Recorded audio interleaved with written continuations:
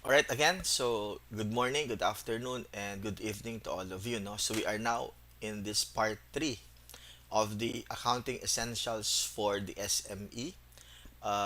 Here, we'll discuss about the basic accounting equation. So ito class ang pinaka Bible of accounting, no? Particularly about the basic accounting equation.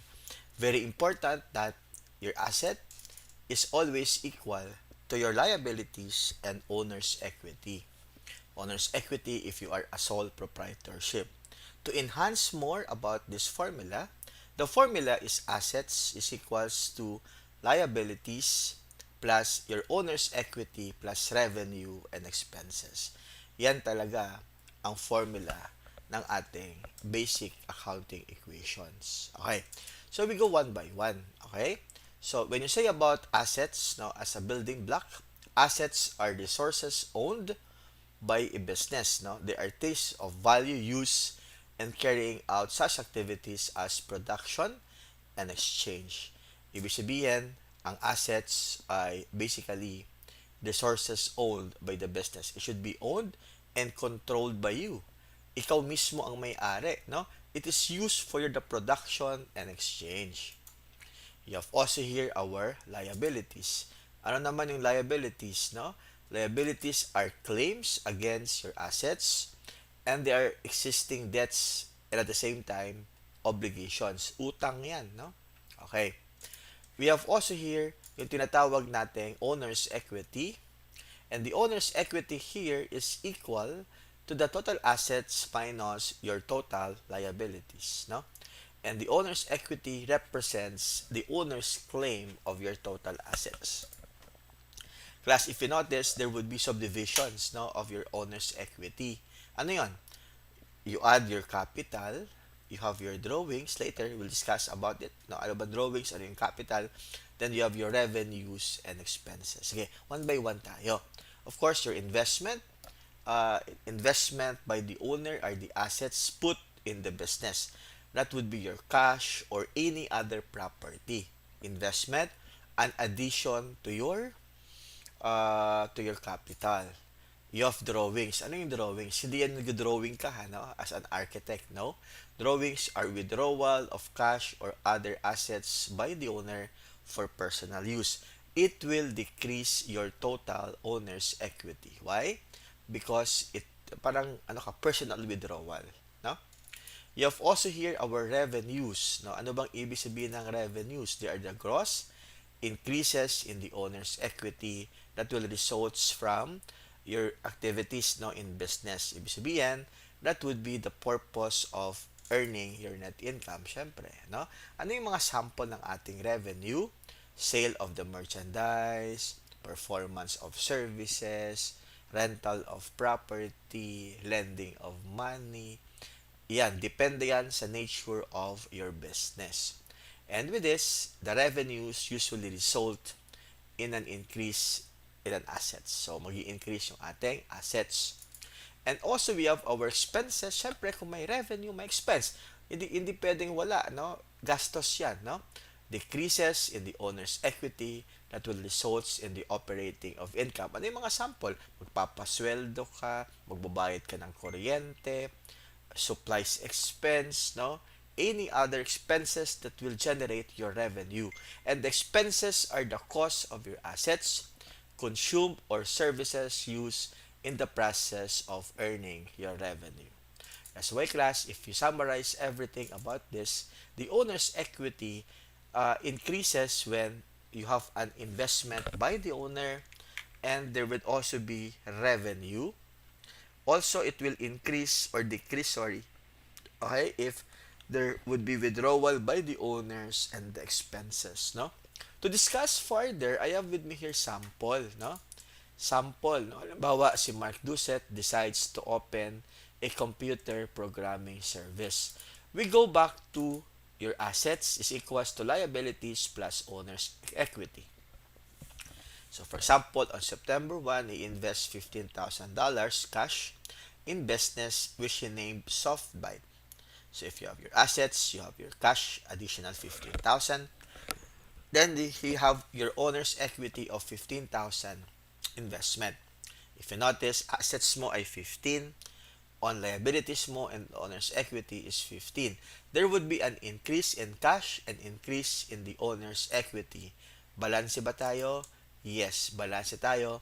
Principles of balance and principles of bookkeeping. Out of 15,000, transaction number 2 tayo ay bumili ng equipment, particularly your computer. If you notice, cash is decreased by 7,000 and the asset equipment is increased by 7. Balanse pa ba tayo? 8 plus 7 is 15. The owner's equity is also 15. Balanse pa ba? The answer is yes. How about transaction number 3?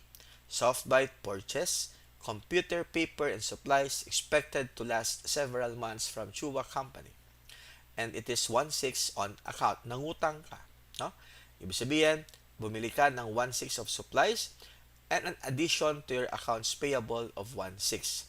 If you add all your assets, 8 plus 1/6 plus 7, that would be your 16,600. If you have your liabilities of 1/6 and 15, you have 16,600. It increases your supplies and increases also your accounts payable. Balanse ba tayo? The answer is yes. Number 4. Since it is a programming services, tayo ay nagtrabaho na, no? So, it will add your cash of 1, 2, and it will also add to our owner's equity, particularly your service revenue to our capital. Balanse pa ba tayo? Yes. If you add 9, 2 plus 1, 6 plus 7, I think this is 17,800. If you add also your liabilities and owner's equity, balanse pa ba? The answer is yes. That is the principles of balance and principles of bookkeeping. Later, we will discuss naman about the principles of debit and credit. Next one, Softbite received bill of 250 for advertising its business but pays the bill on a later date. So with this, tayo ay nangutang ulit and kaya lang it will be deducted to our owner's equity because it is an expense. Di ba kanina? It will decrease also your owner's capital. And accounts payable, it will be added. No? So, parang walang change pa rin. It will also, parang nilipat mo lang sa accounts payable and capital. Balanse pa ba? The answer is yes. Transaction number 6.